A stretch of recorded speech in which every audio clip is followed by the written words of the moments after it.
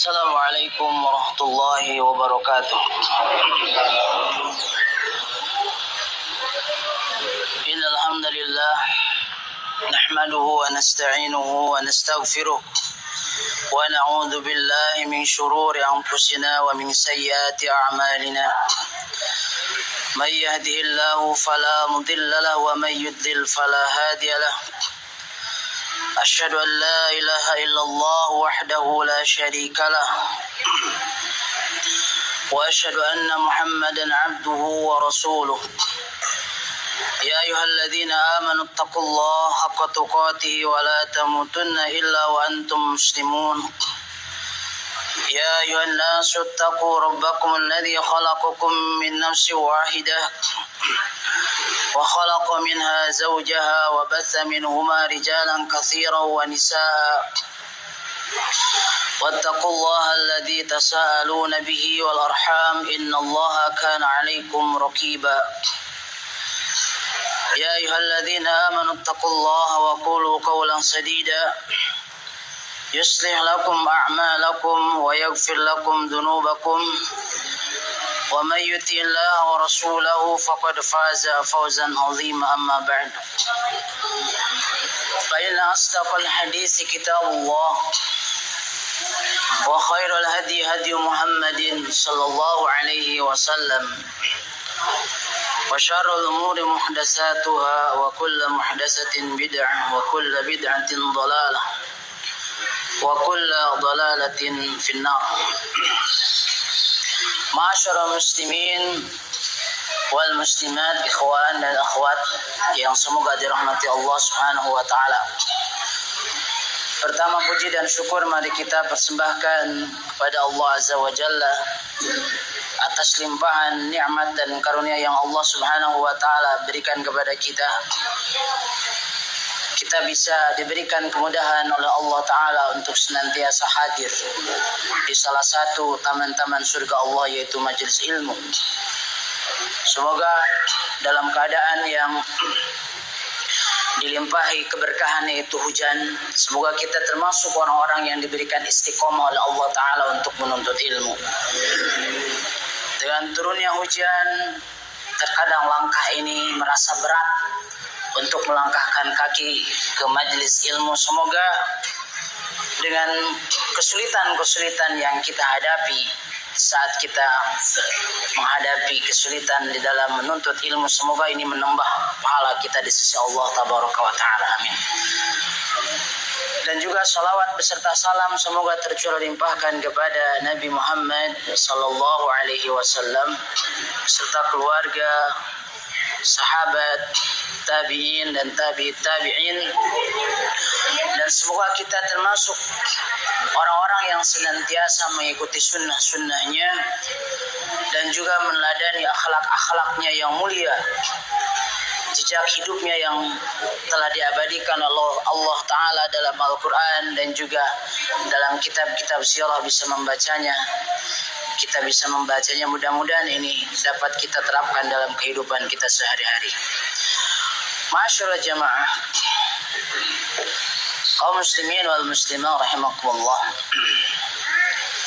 Di kesempatan kali ini insyaallah saya akan membahas salah satu kutaib, ya, kitab kecil yang berjudul aslinya Sab'una Mas'alah fi Ramadan. Ya. Jadi ini berkaitan dengan masalah-masalah yang umum yang patut kita fahami yang berkaitan dengan bulan Ramadan. Dan kita tahu, alhamdulillah kita sekarang ada di bulan Sya'ban jemaah. Di mana bulan Sya'ban ini ya kita mudah-mudahan termasuk orang-orang yang senantiasa musta'idun, senantiasa bersiap-siap untuk menghadapi datangnya bulan Ramadan. Karena bagaimanapun juga Nabi SAW pernah bersabda dalam hadis riwayat Bukhari, kenapa Nabi SAW memperbanyak saum sunnah di bulan Sya'ban ini? Karena kata Nabi, dzalika syahrun yaghfulu anhu an-nas baina Rajab wa Ramadan. Jadi bulan Sya'ban ini jemaah, ini adalah bulan yang mana banyak manusia lalai dan lupa. Dan bulan ini ada di antara Rajab dan Ramadan. Ya, setelah selesai bulan Rajab, dan Rajab salah satu bulan haram, dan nanti ada bulan Ramadan, ya kita saksikan banyak sekali orang yang misalkan ya akan menghadapi Ramadan ini tidak bersiap-siap diri untuk ibadah. Ya ada mereka mempersiapkan diri hanya untuk apa? Mengisi perut saja, ya kan? Memperhatikan sisi duniawinya saja. Ya, sisi-sisi duniawinya saja, tapi sisi akhiratnya tidak diperhatikan. Ini jangan sampai kita termasuk pada orang yang seperti itu. Ya, dengan adanya pembahasan yang insyaallah ya walaupun ringkas ini beberapa masalah yang berkaitan dengan Ramadan, mudah-mudahan ini adalah pembekalan bagi kita ya secara ilmu ya di saat kita akan menghadapi bulan Ramadan. Baik. Yang pertama berkaitan dengan saum. Di sini disebutkan ta'rifus siyam. Masalah yang pertama adalah tentang definisi saum sendiri. Ya banyak sebenarnya kita ya kurang betul-betul paham secara tepat apa itu saum. Saum itu adalah secara bahasa adalah menahan. Al-imsak. Kita sering mendengar kata imsak ya. Ya, sebenarnya imsak ini artinya menahan, Pak. Dan imsak ini ya berarti harusnya ini menjadi permulaan puasa kita. Ya makanya secara syar'i puasa itu adalah al-imsaku 'anil muftirat min tulu'il fajri tsani ila ghurubi syamsi biniyah. Ada sesuatu menajid, jadi yang disebut shaum secara syar'i atau secara istilah adalah al-imsak. Apa itu al-imsak? Menahan. Menahan dari hal-hal yang membatalkan dari semenjak munculnya fajar yang kedua. Karena kita tahu bahwa fajar itu ada dua macam. Ada fajrul awal disebutnya fajar kadzib. Ya. Dan yang kedua disebut fajar shadiq. Dengan munculnya fajar shadiq ini berarti datangnya waktu subuh. Berarti secara syar'i kita menahan diri dari hal-hal yang membatalkan, imma makan, minum, menyetubuhi istri itu dari mulai waktu apa? Waktu subuh. Jadi imsak itu sebenarnya waktu apa? Subuh. Bukan 10 menit sebelum subuh. Jadi 10 menit sebelum subuh kita masih bisa makan minum, Pak. Lumayan, satu piring juga bisa habis. Iya kan? Iya. Jadi yang kita pahami jemaah rahimakumullah berdasarkan ayat wa kulu washrabu hatta yatabayyana lakumul khaytul abyadu dan seterusnya dari surah Al-Baqarah itu ya, ini jelas bahwa permulaan puasa itu dari waktu fajar shadiq atau waktu subuh. Bukan 10 menit sebelum subuh. Makanya kalau Bapak Ibu misalkan kesiangan ya, baru waktu imsak yang umumnya dipakai, makan aja, Pak. Ya, karena imsak yang sesungguhnya kalau adzan apa? Subuh. Gitu ya. Jadi kita harus memahami bahwa saum ini adalah al-imsak 'anil muftirat. Ya, menahan dari hal-hal yang membatalkan dari waktu subuh hingga waktu maghrib. Ya, disertai dengan niat jelas bahwa ya niat ini jelas. Ini pembeda antara kebiasaan dengan ibadah. Jadi tidak ada ibadah yang tidak disertai dengan niat. Lalu poin berikutnya tentang keutamaan saum. Ya, ini jamaah rahimakumullah hanya poin-poin garis besarnya saja, tidak disebutkan secara tafsil dalil. Yang pertama, saum ini ya Allah Subhanahu wa taala menghususkan ya dengan dirinya sendiri bahwa Allah akan membalasnya dan Allah akan melipat gandakan orang yang melakukan saum ini tanpa dikira-kira, bighairi hisab. Kemudian keutamaan saum bahwa doa orang yang sedang saum ini tidak akan ditolak. Dakwatus shaim natur. Dan makanya jamaah rahimakumullah, selama bulan Ramadan atau selama saum lah kita, misalkan ya bapak-bapak dan ibu-ibu misalkan ya melaksanakan saum sunnah, kita memperbanyak doa di saat saum ini adalah salah satu kesempatan diijabahnya doa. Dan diantara banyak orang yang lalai di saat kita ya dianjurkan memperbanyak doa itu adalah di saat menjelang iftar, ya kan? Kebanyakan dari kita kalau menjelang iftar, kalau sudah muqabalah sama makanan, sudah paharup-harup gitu, kita tidak ingat doa-doa apapun, yang kita ingat hanya santapan makanan. Padahal sebelum iftar, misalkan 5 menit lagi manfaatkan kita untuk ini doa yang betul-betul berpeluang dijabah oleh Allah Tabaraka wa Ta'ala. Qoblal iftar, makanya perbanyak doa. Makanan nanti aja Pak. Setelah waktunya insya Allah kita makan kan? Iya. Jadi da'watus shaim la turad. Ya, doa orang yang shaim ini tidak akan tertolak. Dan juga keutamaan shaum ini ya disebutkan bahwa orang yang shaum ini memiliki 2 kebahagiaan. Sebagaimana dalam hadis yang masyhur yang sahih dari riwayat muttafaq alaih bahwa ya dia ini berbahagia di saat dia berbuka dan dia berbahagia di saat dia berjumpa dengan siapa? Dengan Allah Ta'ala. Atas Allah ini ridho karena dia ini melakukan saum di saat dia di dunia. Jadi ya ini kita dipungkiri ya Pak. Jadi di saat orang ini iftar, ada yang mengatakan farhatun inda iftari. Ini ada 2 pendapat menurut ulama ahli hadis. Yang pertama adalah iftar ketika kita Ramadan sehari-hari. Ada yang mengatakan selesai dari saum Ramadan secara utuh. Ya, tapi dua-duanya kita bahagia kan? Kalau sehari-hari kita maghrib, wah seneng loh ya. Iya, beda. Maghrib di hari-hari biasa dengan Ramadan beda kan? Iya, biasanya kalau bulan Ramadan jadwal sholat ini ditempel. Jadi kita tahu waktu sholat, terutama maghrib. Karena tahu bahwa itu adalah waktu berbuka. Tapi kalau sehari-hari, gak kerasa udah maghrib lagi, begitu kan? Ya, jadi memang ini ada kebahagiaan tersendiri. Ini karunia Allah dari keutamaan puasa yang tidak dirasakan oleh orang-orang yang tidak puasa. Silakan saja banyak misalkan, alhamdulillah ya Pak. Banyak saudara-saudara kita di bulan Ramadan ini tidak melaksanakan kewajiban saum Ramadan. Sama sekali mereka tidak merasakan gembira, biasa saja kan? Tidak ada. Nah ini jemaah rahimakumullah. Dan juga keutamaan yang lain disebutkan bahwa saum ini akan menyebabkan seseorang masuk ke dalam surga Allah Tabaraka wa Ta'ala. Wa anna fil jannati baban yuqalu lahu ar-rayyan wa yadkhulu minhu as-shaimun. Ya, dan di surga itu nanti akan ada pintu khusus Pak. Namanya itu apa? Rayyan. Ya. Yang hanya pintu itu dimasuki oleh orang-orang yang saum saja. Nah ini jamaah rahimakumullah. Ya, pernah ada pertanyaan kepada para masyayikh. Kan memang banyak nanti pintu-pintu amal di surga ini. Ada babus shadaqah, ada babus. Nah kan amalan kita ini kan banyak Pak ya. Ya dalam keseharian kan ada shadaqahnya misalkan, ada sholat sunnahnya. Ya saum sunnahnya barangkali. Atau saum Ramadan juga iya. Lalu ini bagaimana? Pintu rayyan ini. Nah ini jamaah rahimakumullah. Nanti di saat kita di mizan, ditimbang amal kita, nanti akan ada yang paling unggul dari seluruh amal soleh kita itu apa? Nah misalkan si fulan, dia ini paling unggul itu misalkan saumnya. Jelas saum wajib tidak usah disebutkan. Saum sunnahnya banyak. Nah dia akan masuk ke pintu itu. Yang namanya itu apa? Rayyan. Jadi rayyan itu dalam bahasa Arab, jamaah ikhwan dan akhwat, itu berasal dari kata bahasa Arab artinya rawiya, itu artinya dia ini was dari dahaga. Lawan dari atshan. Dia di dunia banyak haus, banyak lapar, gitu ya.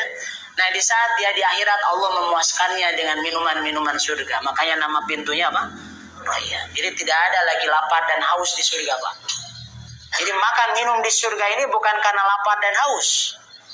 Beda kalau antum semua misalkan makan di dunia, makan karena apa Pak? Lapar. Minum karena apa?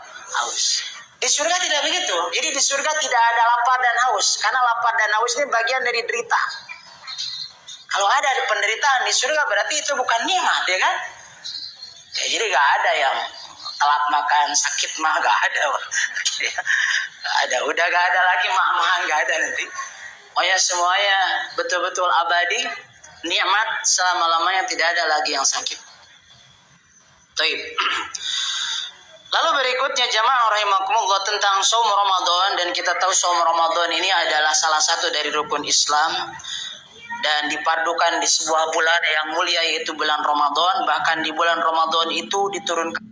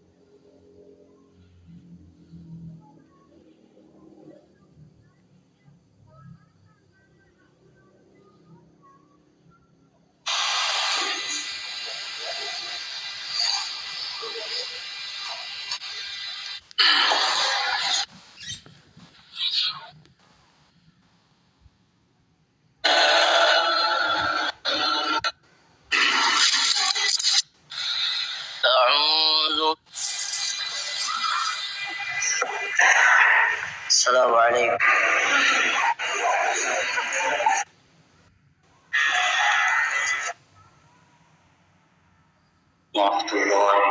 Kan kitab Al-Quran dan bahkan kitab-kitab yang lain pun diturunkan hampir semuanya di bulan Ramadan. Semuanya di bulan Ramadan.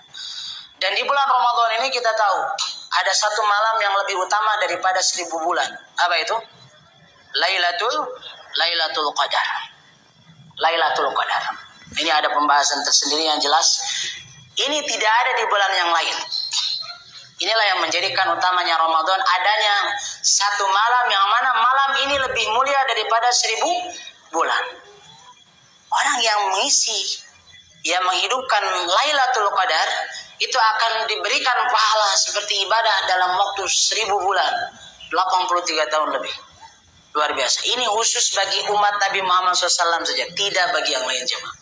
Jadi umat Nabi Ibrahim, umat Nabi Nuh, umat Nabi Musa, gak ada Lailatul Qadar. Ini keistimewaan bagi kita. Kita ini walaupun umurnya pendek-pendek, Pak ya, umat Nabi Muhammad ini ibadahnya banyak. Bukan karena umurnya yang panjang, tapi karena ini keutamaan Lailatul Qadar. Makanya kita harus bersemangat nanti. Kalau 10 terakhir terutama ya, ini ya kita giatkan lagi ibadah, bukan semakin menurun. Lalu di mana-mana datang bulan Ramadan, ya maka pintu-pintu surga dibuka dan pintu-pintu jahanam ditutup. Lalu syaitan-syaitan akan diikat, dibelenggu, wasul silatis syayatin. Ini sedikit akan saya ulas tentang kalimat wasul silatis syayatin dan kalimat pintu surga dibuka. Lalu kemudian pintu jahanam tutup dan syaitan dibelenggu. Ini jamaah rahimakumullah, kata para ulama hadis, di antara kata An-Nawawi dalam syarah Sahih Muslim, maksudnya pintu surga dibuka, banyak amal-amal kebaikan yang ada di bulan Ramadan yang menyebabkan kita masuk ke surga. Itu maksudnya. Bila mana seseorang melakukan kebaikan, maka dia akan tertutup dari pintu neraka jahanam. Begitu maksudnya. Dan maksud wasul silatis syayatin dan setan-setan dibelenggu, ini maksudnya dengan seseorang saum, ya dia kan berarti menahan dari nafsunya untuk berusaha mengalahkan setan. Berarti ini berusaha membelenggu setan. Jadi jamaah, ya misalkan ada orang yang mengatakan, kata Nabi Muhammad SAW katanya di bulan Ramadan setan itu dibelenggu, diikat. Kenapa masih banyak yang maksiat di luar saya? Ya kan, bahkan afwan makin masya Allah di media makin banyak misalkan kemunkaran di bulan Ramadan misalkan. Ini bukan salah saum Ramadannya. Allah tidak salah memberikan keutamaan Ramadan, yang salah itu orang-orangnya. Jadi kalimat setan diikat dan dibelenggu ini bagi mereka-mereka yang beribadah di bulan Ramadan. Ya, jadi jangan anggap setan ini dia ini misalkan pokoknya di penjara selama bulan Ramadan. Kalau begitu setan berarti resign dulu 1 bulan. Enggak, Pak. Buktinya banyak di antara kita yang enggak puasa. Itu kan digoda siapa? Setan, betul kan? Iya, jadi ini berlaku bagi orang-orang yang berpuasa dan beribadah. Jadi setan yang akan berusaha menggodanya ini diikat oleh Allah. Tapi orang-orang yang mengisi Ramadan dengan maksiat itu bukan diikat ya, makin bebas ya, leluasa begitu jemaah. Nah ini tentang keutamaan dari saum Ramadan. Lalu berikutnya jemaah rahimakumullah, di sini disebutkan tentang adab-adab saum dan hal-hal yang disunahkan dalam saum. Ini penting sekali ya. Ya, ini salah satu adab yang patut kita perhatikan dan ini menjadi salah satu bekal yang penting saat menghadapi Ramadan.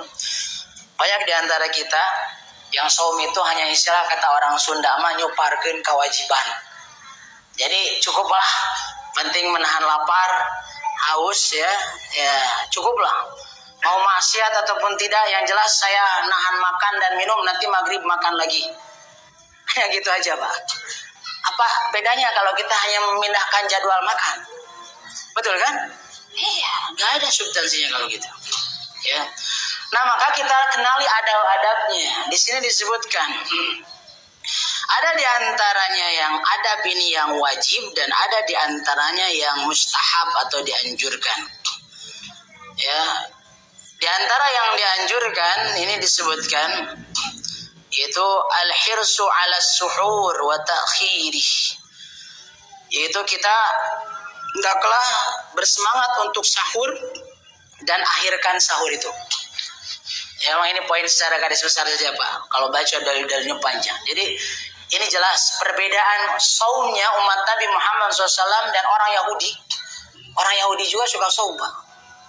Hanya perbedaannya mereka ini kalau saum tidak sahur. Kalau kita dianjurkan sahur. Ya, dianjurkan sahur. Ya, jadi sahur ini jamaah rahimakumullah dianjurkan diakhirkan. Hikmahnya gini, semakin akhir maksudnya ya, ini semakin ya kita ini agar lebih satu ya, ini ittiba'us sunnah. Karena memang Nabi SAW itu antara sahur dan subuh itu paling jarak kira-kira membaca 50 ayat Al-Quran. Ya, kalau kita jam 2 juga udah sahur Pak. Orang Sunda ini Masya Allah paling semangat di mana-mana. Bahkan saya dengar di mana-mana lah kalau di saya, ya kalau di wilayah Cicurug juga sama. Ada yang jam 2 ini, ada yang kayak penyiar radio gitu, Pak. Ini kenapa? Insya Allah. Ya, sampai ya para umatnya ya sudah bangun, misalkan, jangan dulu makan lah. Qiyamul Ramadan dulu, Pak ya. Qiyamul Lail maksudnya. Kita laksanakan dulu Qiyamul Lail, banyak istighfar di waktu sahur. Masa tujuan kita cuma makan, udah makan tidur lagi. Subuhnya kesiangan. Aduh, ini yang wajib jangan sampai dikalahkan sama yang sunnah ya. Jangan sampai, ini kebanyakan begitu penyakitnya Pak. Ya kan udah sahur itu kan nikmat, udah kenyang langsung tidur. Jadi gak kena sholat subuh berjamaah, jadi akhirkan. Isi dulu dengan qiyamul lail, kemudian istighfar, baca tasbih, takbir, kemudian baca Quran begitu. Jadi dianjurkan diakhirkan. Ya. Nah sebaliknya yang kedua ya disunnahkan kita ini menyegerakan iftar, menyegerakan apa? Berbuka. Dan ini adalah sunnah Nabi SAW sebagaimana sabdanya la yazalun nas bi khairin ma'ajjalul fitr. Ya, umatku ini senantiasa selalu dalam atau di atas kebaikan selama mereka menyegerakan apa? Berbuka. Dan saya yakin menyegerakan berbuka ini semangat semua. Ya kan? Wah, semangat. Ini bainal masyriq fil masyriq wal maghrib di mana-mana semangat. Kalau menyegerakan apa? Buka ini. Insyaallah ditunggu-tunggu maghrib. Ya. Ayo. Nah, dianjurkan di saat kita iftar ini ya sebelum kita sholat, jadi jangan sampai kita sholat maghrib dulu tanpa iftar. Ini makruh, Pak. Jadi batalkan dulu saum kita. Dianjurkan kalau ada kita memakan rutobat, beberapa butir dari kurma yang masih basah. Ya, kalau ada. Kalau tidak ada rutob maka tamarat. Apa itu tamarat? Ya, kurma yang kering. Ya. Kemudian kalau tidak tamarat, kurma tidak ada, yang basah, yang kering nggak ada. Misalkan saya mah nggak ada kurma. Kata Nabi hasawatin min ma. Gak apa-apa minum air aja Pak. Jadi jangan kukulutus nggak ada kurma. Ya kan kalau ada, ya kalau tidak ada cukup minum air pun ini adalah sunnah. Jadi jangan sampai Pak, jangan sampai kita ini ya sholat dulu tapi belum iftar. Ini makruh. Jadi kita jangan pakai royu, afwan anak mah gak tergoda buka dulu. Anak mau sholat dulu, anak mah kuat imannya. Oh, bukan masalah iman Pak. Ini mengikuti sunnah, kita iftar dulu. Ya. Tapi jangan juga jadi keterlaluan. Ini kata Syekh Shalih Fauzan dalam Mulakhas Fikhi, karena takjil iftar itu bukan berarti makan dibereskan sama itu ini ya. Kata Syekh Shalih Fauzan, ini bukan hanya di Indonesia, Pak. Di Saudi juga banyak itu. Jadi sampai setengah jam dari adzan itu akhirnya jadi mengakhirkan waktu apa? Maghrib. Ini bukan begitu, Pak. Cukup aja makan kurma, ya makanan-makanan ringan. Kalau minum aja. Berangkat dulu sholat jamaah. Jadi ini kalau maghrib juga sholat jamaah maghrib.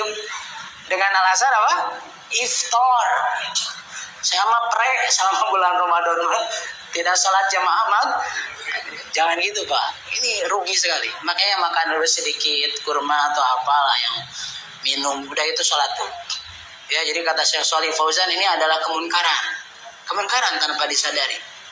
Ya, jadi mengakhirkan waktu maghrib karena menyegerakan apa? Iftar. Baik.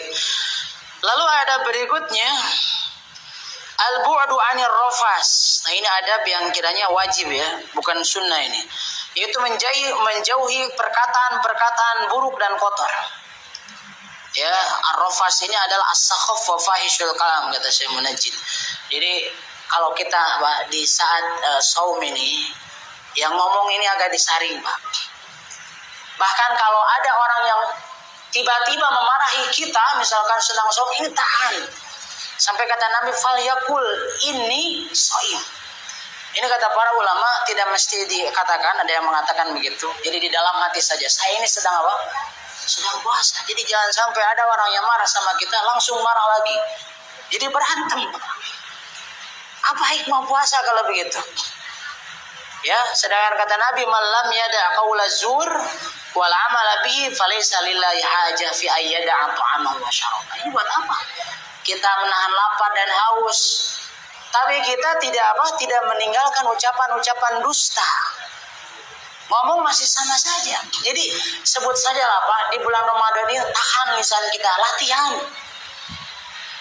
Kalau misalkan kita suka ngomongin orang, tahan, latih. Mudah-mudahan nanti setelah Ramadan kita terlatih tidak menggibah orang lagi, begitu maksudnya. Ya, nah itu yang dimaksud ya al-bu'du 'anil rafas. Baik. Lalu penting juga jemaah, wa mimma adhabal hasanat, di antara hal yang bisa menghalangi kita dari berbagai kebaikan, wajal basayyiat, dan ini mendatangkan dosa. Al-insyighal bil fawazir wal musalsalat wal af'am wal mubarayat wal jilisat al farigot wat tasaqu fit turuqat. Nah ini hati-hati jemaah. Ya, di antara hal yang ini bisa saja kita jadi rugi di bulan Ramadan. Di saat kita lebih banyak sibuk dengan televisi, acara-acara sinetron, serial-serial yang hadir di saat bulan Ramadan, dan sengaja ini di bulan Ramadan ini kan, media-media televisi ini menyuguhkan tontonan agar bisa ditonton banyak oleh kaum muslimin. Ini hati-hati. Jadi misalkan setiap hari itu dari subuh sampai maghrib itu TV aja terus. Ya, anak mah agak kemana-mana, agak ngomongin orang, hanya di depan TV 12 jam belum. Sampai disebut abu remote lah ya, atau umur remote kalau ibu-ibu. Jadi, wah pokoknya jam 12 sholat, sambung TV lagi, asar. Ini hati-hati, kata Syekh Shalih Munajjid. Ini menghalangi kita dari kebaikan. Saum itu ingat, bukan hanya nahan lapar dan apa? Haus, wah rugi kita kalau Ramadan gitu. Sama halnya dengan banyak tidur. Ini anak bukan berarti melarang orang yang shaim tidur, ya silakan tidur. Tapi jangan terlalu banyak tidur, apalagi orang yang berdalih dan berargumen dengan hadis palsu yang mengatakan naumus shaim ibadah.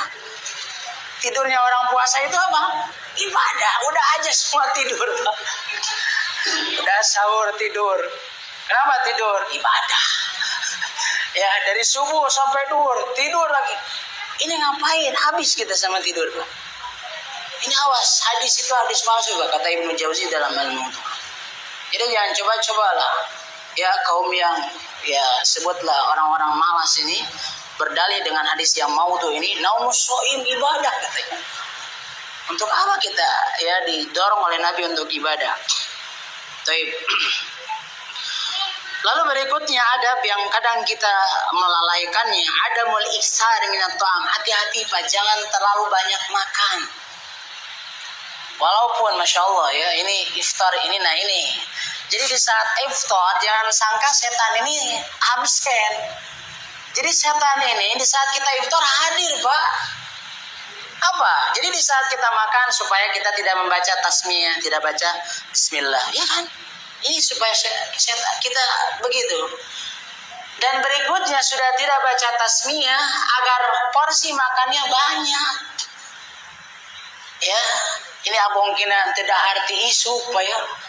Jadi serba dimakan kan? Ini hati-hati para ibu. Ya, kaum ummahat kan biasanya misalkan ini persiapan nanti buat maghrib. Ya kan, misalkan apapun dikumpulkan. Jadi jangan sampai, kata para ulama, ini dalam Minhajul Qadisiyyin juga dibahas ya. Jangan sampai di bulan Ramadan itu pengeluaran ternyata semakin boros, Pak. Ini rata-rata semakin apa? Boros, jadi mubazir. Kenapa? Karena menu makanan itu yang tidak ada di bulan Ramadan ada kan? Betul kan? Wah, serba dibeli. Ya, perut kita kenyang, akhirnya dibuang. Ini tabir, Pak. Ini maunya setan. Apalagi semuanya dimakan. Kata Nabi SAW, ma mala'a adamiyun wi'a'an syarran min batni. Tidak ada wadah yang paling jelek dipenuhi oleh seorang manusia melainkan perutnya. Misalkan, Pak, kalau ini air dipenuhi, terlalu penuh, ini gak terlalu jelek, kata Nabi. Kalau perut kita isi sampai penuh, ini sangat apa? Jelek. Jadi jangan dipenuhkan. Ya, apalagi sampai jadi malas sholat tarawih, Pak ya. Iya, apalagi sampai kata orang Sunda kemerkaan sampai muntah lagi. Oh, jangan itu. Ya, jangan. Jadi ini hati-hati. Ini perangkap setan, Pak. Hati-hati, di bulan Ramadan juga ada. Ya, baik. Lalu ada berikutnya adalah al-jud bil ilmi wal mali wal jahi wal badani wal khuluq. Kita memiliki sifat pemurah dengan ilmu kita, harta kita, ya badan kita dan perangai atau akhlak kita. Bahkan Rasulullah SAW adalah orang yang paling pemurah, dermawan lebih dari bulan-bulan yang lainnya dibanding bulan Ramadan ini. Jadi Ramadan ini Nabi SAW sangat dermawan, perbanyak sedekah. Ya, dengan apapun itu, dengan ilmu, ya dengan harta kita, memberikan iftar bagi orang yang ini pahalanya besar. Dan ini adalah syiar bulan Ramadan, al-jud ya fi Ramadan. Kita lebih dermawan di bulan apa? Ramadan. Lalu di sini disebutkan ya masalah berikutnya ya. Di sini wa mimma yanbaghi fi'luhu fi syahril 'azim. Ya, hal yang patut dilakukan di bulan yang agung ini diantaranya adalah ya terutama ya di bulan Ramadan kita ini tahiyatul ajwa wan nufus lil ibadah, mempersiapkan diri dan jiwa untuk ibadah.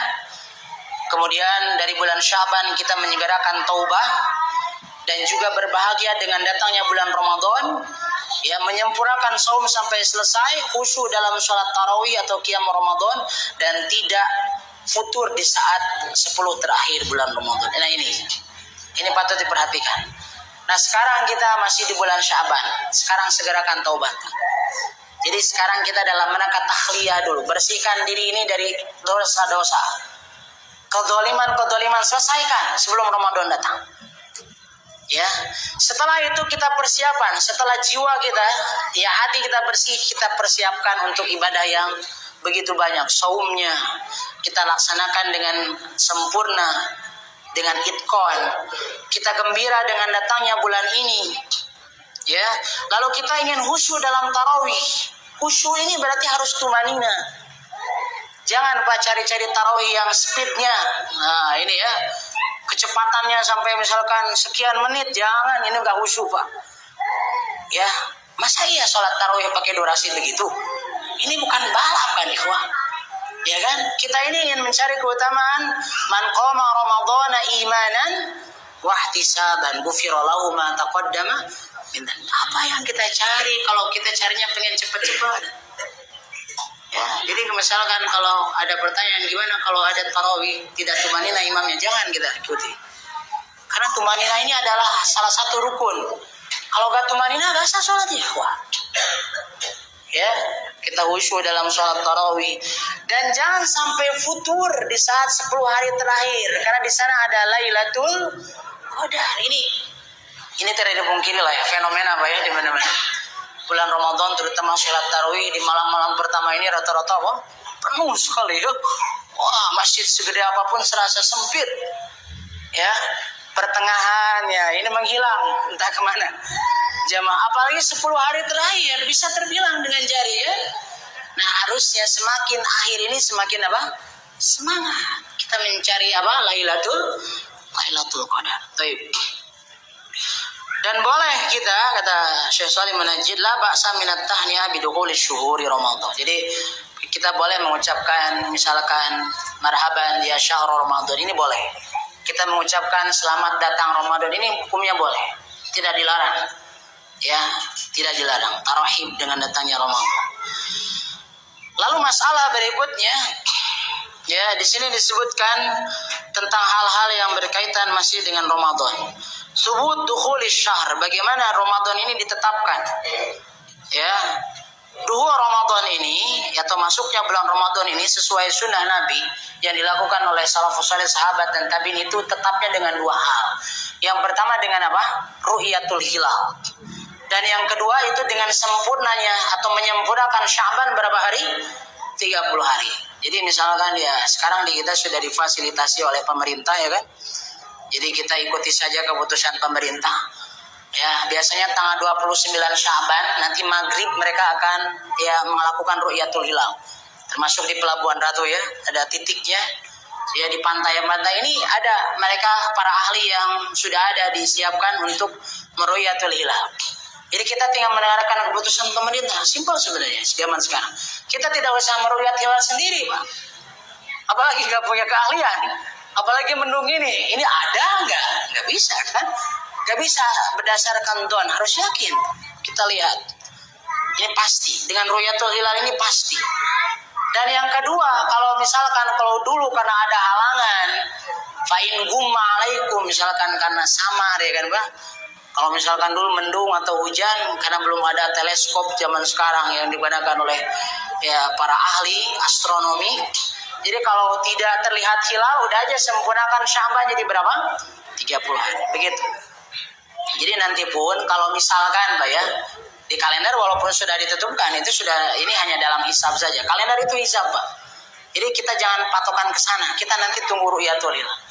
Jadi kalau kata pemerintah, hilal belum muncul tanggal 29 Sya'ban, kita sempurnakan Sya'ban jadi 30 hari. Jadi Sya'bannya 30 berarti setelah 30 pasti tanggal 1 Ramadan. Jadi kalau tanggal 30 nanti maghribnya nggak usah ruyat lagi. Ya sudah habis bulan Pak. Karena bulan syahr Qamariyah ini tidak ada bulan yang 31. Maksimal itu berapa? 30. 29 30. Makanya kalau sempurna Sya'ban pasti besok 1 Ramadan. Baik, itu ketetapannya. Jadi sebenarnya dengan hisab ini tidak ada di zaman Nabi. Dengan hisab itu perhitungan sampai ada yang katanya 10 tahun yang akan datang Ramadan akan datang. Ini tidak dilakukan oleh Nabi dan sahabat. Cukup ru'yatul hilal dan apa? Dan menyempurnakan Sya'ban berapa? 30 hari. Lalu berikutnya, kepada siapa saum Ramadan diwajibkan? Nah ini poin-poin yang sifatnya umum saja jemaah. Ini saum Ramadan diwajibkan kepada setiap muslim yang balik. Ya, berakal. Ya, dia sadar akalnya dan dia mukim, tidak safar dan dia mampu.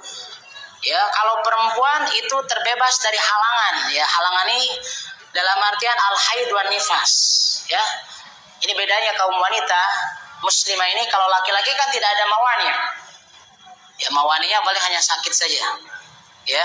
Kalau perempuan ada apa? Haid dan nifas. Ini diwajibkan saum. Tadi disebutkan ada kalimat balik. Apakah anak kecil tidak wajib puasa? Ya, tidak wajib puasa. Hanya saja dianjurkan kita ini melatih anak kita untuk apa? Saum. Apalagi sudah 7 tahun. Kan Nabi menyuruh kita sholat pun latih. Jangan sampai 7 tahun ini tidak dilatih sholat. Kalau 10 tahun ini tidak mau sholat juga sampai kata Nabi boleh dipukul. Tapi jangan di wajah. Ya, di kaki misalkan, dan tidak sampai berdarah atau luka, apalagi sampai potong. Ya, gak boleh. Itu mah kekerasan Pak. Ya, ini pukulan yang mendidik. Pukulan yang mendidik. Jadi kita didik puasa ya. Lalu seorang yang kafir bila mana Islam atau seorang anak yang sudah balik atau orang yang gila kemudian dia ini di siang hari sembuh dari kegilaannya, ya ada yang mengatakan wajibnya menahan dari makan dan minum dari sisanya hari, tapi dia tidak wajib mengkotok. Mohon ini dua pendapat ya yang saya pernah temukan dalam kitab-kitab fikih. Jadi kalau misalkan ada orang yang sedang dia ini gila misalkan. Di tengah hari di siang Ramadan dia sembuh. Ya, di tengah hari. Kan tadi kalau dia sadar berarti wajib apa? Saum. Ada dua pendapat. Menurut para ulama dia tidak makan dan minum sampai maghrib. Tapi bukan puasa. Namanya imsak nih. Seperti itu. Tapi tidak wajib diqadha. Ya. Namun pendapat yang roji yang kami belajar dari kitab-kitab fikih ini tidak perlu imsak. Udah aja. Seperti halnya para ibu-ibu, ummahat misalkan ya. Dia suci dari haidnya di tengah hari kan. Pada duhur dia mandi janabah. Ya, mandi suci dari haid dan dan nifas, ini dia tidak perlu imsak menurut ya pendapat yang roji. Dan dia tidak perlu mengqadha di hari itu karena dia ya tidak saum dari waktu dari waktu subuh ya. Lalu di sini disebutkan man mata asna asyhari falaysa alaihi wala auliya'i syai'un fi ma tabqa min asy-syahr. Barang siapa yang ada yang meninggal di tengah bulan Ramadan, maka dia ya tidak wajib dan juga kepada keluarganya apapun ya dari sisa bulan. Maksudnya gini Pak, ini kadang-kadang gini, ada misalkan ya orang tua kita ya misalkan sudah lansia ya Pak. Ini misalkan ya dia ini misalkan sakit. Orang-orang yang safar ini ya boleh. Lalu berikutnya tentang orang yang sakit ya kita garis besarnya saja jemaah. Di sini disebutkan orang yang sakit di sini kullu maradin kharaja bihi al-insan an haddi siha yajuzu ayuftir bi amma syai'ul khafif kas-su'al was-suda' fala yajuzu al-fitr bisababihi. Wa idza sabata bit-tib aw ilmi syakhsi min 'adatihi aw 'alima syakhsu min 'adatihi wa tajribatihi aw ghalaba 'ala dhanni anna siyama yajlibu lahu al-marad aw yaziduhu aw yu'akhiru al-bar yajaza lahu ayuftir bal yuqra'u lahu siyam. Nah ini tentang batasan yang sakit Pak. Jadi gini, kalau misalkan yang ringan ini haram, nggak boleh kita buka. Jadi jangan sampai Allah kan menyebutkan faman kana minkum maridun. Memang itu umum.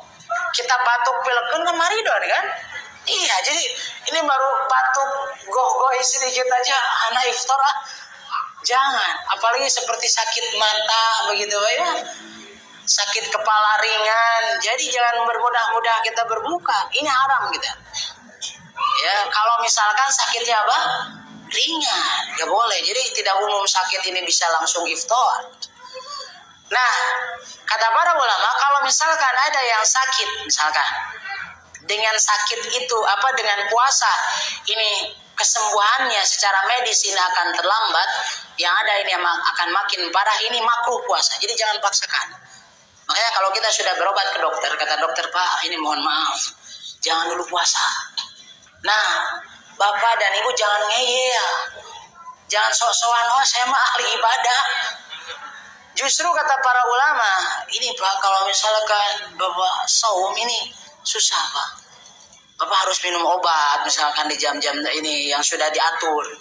Ini makruh puasa seperti itu. Ya, jadi kita lebih baik tidak puasa. Tidak puasa saja. Apalagi misalkan kata seorang ya ahli dalam bidang kedokteran misalkan, dengan saumnya itu misalkan ini bisa misalkan bisa mengancam nyawanya, ini wajib dia ini berbuka, tidak boleh. Kalau misalkan ini sudah mengancam nyawanya berarti wajib berbuka dan haram dilanjutkan untuk berpuasa. Jadi itu untuk orang yang sakit ya. Jadi tidak semua yang sakit ini bisa bisa iftar, apalagi batuk pilek gitu ya. Cuma ringan-ringan, sakit mata cuma kelilipan dikit langsung minum. Itu mah alasan saja orang-orang kedul Bapak ya. Lalu bagaimana saumnya orang yang sudah tua, lansia atau ini orang yang sudah pikun? Ini penting Pak, bahwa orang yang sudah pikun, orang yang sudah lansia ini yang sudah kekuatannya sudah kurang, ini tidak wajib puasa. Ya, mereka ini bisa berbuka dalam artian tidak puasa. Ya, selama ini menyulitkan mereka, ya. Jadi ini sukut taklid bahasa. Jadi orang yang pikun, Pak, orang yang pikun ini sudah diwajibkan. Jadi sudah hilang dia ini ya kesadarannya, ya tidak ini. Jadi sudah sukut taklid kata para ulama. Ya, hanya saja misalkan orang-orang yang masih sakit tapi parah, ya misalkan sembuhnya ini tidak diharapkan, ini bisa diganti dengan fidyah. Allah kan menyatakan wa 'alal ladzina yutiqunahu fidyatun ta'amu miskin. Jadi kategori golongan yang difidyah ini diantaranya orang-orang yang sakit tidak diharapkan sembuhnya, sudah parah ini Pak. Ya, kalau sakit yang disinyalir bisa sembuh ini wajib qadha bukan fidyah. Ya, yang boleh fidyah juga ibu-ibu yang hamil. Ya, kemudian melahirkan dan menyusui ini boleh diganti dengan fidyah saja, tidak usah diganti dengan apa? Qadha. Ini pendapat yang paling rajih yang kami ketahui. Ya, jadi tidak diganti dengan qadha pun ya tidak mengapa. Memang ada orang ulama yang mengatakan wajib qadha ada seperti Imam Malik. Ya, ibu-ibu hamil dan menyusui itu Imam Malik memposisikan seperti orang yang sakit. Ya, jadi ini kalau misalkan kita punya orang tua apa dia kesadarannya misalkan dia niatnya puasa, tapi jam 7 jam 8 udah makan lagi. Ya berarti ini sudah taklimnya sudah lepas. Ya kan namanya gak sadar, Pak. Oh, nyangkanya sudah maghrib katanya. Ya, namanya juga udah apa, Pak? Udah pikun. Jadi anaknya gak usah banyak itulah. Ya, gak usah mesti puasanya didobel, enggak. Karena taklifnya sudah apa? Sudah lepas. Jadi orang yang seperti ini ya. Tapi barangkali jamaah rahimakumullah anak kita cukup sampai di sini. Hanya sebelum ditutup silakan ada barangkali pertanyaan silakan. Tentang Ramadan, Pak.